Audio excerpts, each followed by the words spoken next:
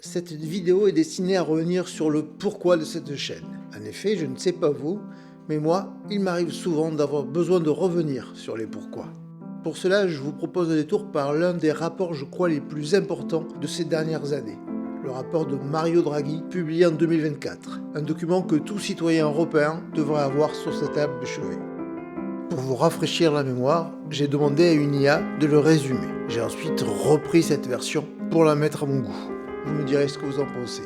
C'est en tout cas en résumant ainsi le rapport Draghi que je voudrais expliquer le sens de cette chaîne. Le rapport de Mario Draghi sur la compétitivité européenne, c'est un véritable signal d'alarme.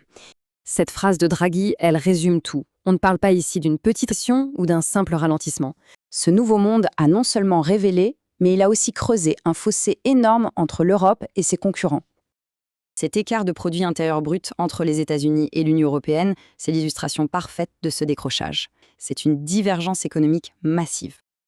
Le premier gros problème, c'est un déficit d'innovation. Le résultat est sans appel, l'Europe ne représente que 5% des levées de fonds en capital risque dans le monde. Deuxième handicap majeur, le coût de l'énergie. C'est simple. Pour une industrie européenne, l'électricité est 2 à 3 fois plus chère qu'aux États-Unis. Et pour le gaz naturel, c'est encore pire, 4 à 5 fois plus cher. Et enfin, le rapport met le doigt sur notre dépendance. Qu'il s'agisse des matières premières essentielles transformées par la Chine, des technologies numériques, des semi-conducteurs qui viennent d'Asie, du cloud dominé par les Américains ou même de nos équipements de défense, l'Europe ne contrôle plus ses chaînes d'approvisionnement stratégiques. Bon, face à ce diagnostic très sévère, le rapport ne se contente pas de critiquer. Il propose une véritable stratégie, un changement de cap radical, qui s'articule autour de 3 grands axes d'action. Ces 3 piliers, il faut les voir comme un tout. Ils sont interconnectés. L'idée, c'est de libérer l'innovation, puis de faire de la transition écologique une force pour notre compétitivité, et enfin de renforcer la sécurité et l'autonomie de l'Europe. Le premier pilier, c'est de recréer un écosystème qui soit dynamique.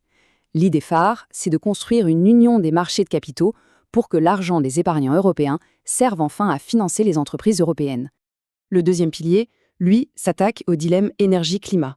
L'objectif est double. D'un côté, atteindre nos objectifs climatiques, de l'autre, garantir une énergie abordable qui rende notre industrie compétitive. La décarbonation doit devenir une opportunité, pas un fardeau. Le troisième pilier, il est géopolitique. Il s'agit d'agir en bloc. Utiliser le poids de notre marché unique pour sécuriser l'accès aux matières premières. Et surtout, créer un véritable marché unique de la défense. Le choix est donc brutalement simple. Soit l'Europe trouve la force d'agir ensemble, de se réformer en profondeur, soit elle accepte un lent mais inévitable déclin. Plus d'1 an après sa publication, le rapport Draghi reste pourtant lettre morte. Ça fait d'ailleurs la polémique en ce moment. Pourtant, c'est ce rapport et plus encore la richesse des initiatives que j'ai pu observer sur le terrain qui m'ont donné le désir de créer cette chaîne.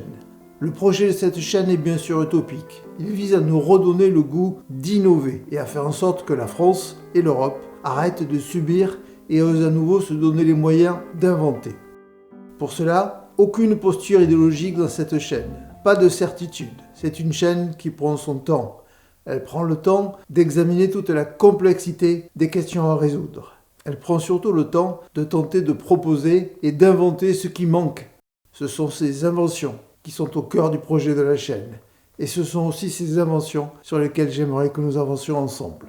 Dans cette attente, je vous souhaite le meilleur et je vous dis à très vite.